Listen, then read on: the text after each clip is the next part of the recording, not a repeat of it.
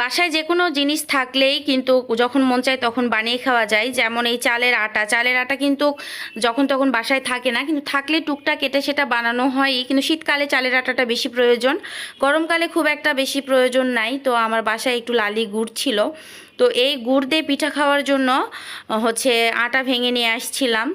তো যাই হোক, সেই বার্থডে তো চিতই বিতই খাওয়া শেষ, তো মা চলে গেছে। তো দুই ছেলে মায়ে আসি, আমি আর আমার ছেলে। তো আজকে হচ্ছে ঝাল লবণের চিতই বানাবো। তো সাদা চিতই তো এমনি গুড় দিয়ে বা হাঁসের মাংস বা হচ্ছে যে কোনো ভর্তা ভার্তি দিয়ে সবাই পছন্দ করে। তো এই পিঠাটা বানালে কিন্তু কোনো কিছুই প্রয়োজন নেই, জাস্ট শুধু এমনি এমনি খাওয়া যায়। তো আমি খুব একটা ঝামেলা করব না বিধায় আমি সুন্দরভাবে ডিমের ব্যাটার যেভাবে তৈরি করে সেমভাবে ওই রকমই ঘনত্ব, সব একই রকম। তো সুন্দরভাবে আমি ডিম, ঝাল, লবণ, হলুদ, কিছুটা বাটা মশলা দিয়ে দেওয়ার পর ভালোভাবে ফেটিয়ে নিয়েছি অনেকক্ষণ যাব। তারপরে একটু পানি দিয়ে এটা খুব সুন্দর একটা ব্যাটার তৈরি করব, একটু পাতলাও না একটু হচ্ছে ঘনও না। তো চামিচ দিয়ে অবশ্যই দেখিয়ে দিচ্ছি কেমন ব্যাটারটা হবে, এই যে দেখতে পাচ্ছেন। তো এই পর্যায়ে হচ্ছে পাতলাটা আমি রেখেছি। তারপরে এক পাশে তো হচ্ছে কয়রা বসিয়ে দিয়েছি, এখানে মাটির কয়রাতে শখ করে পিঠা ভাজতে গিয়ে মাটির খোলা তো ফেটে গেছে। তো এখন এই যে ছোট্ট একটা লোহার কয়রা আছে আমার, এই কয়রাতে আমি ভাজাভাজি করি।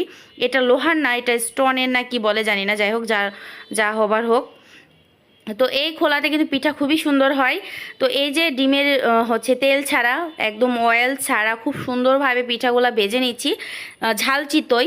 আর এইভাবে যদি আপনারা একবারও খেয়ে না থাকেন, আমার এই রেসিপি দেখে একবার হইলেও বাসায় বানাবেন, খুবই মজা লাগে। এর সঙ্গে ভর্তা, ভাতি, ভাজি, মাংস কিচ্ছু প্রয়োজন নেই, জাস্ট এমনি এমনি খাওয়া যায়, খুবই ভালো লাগে।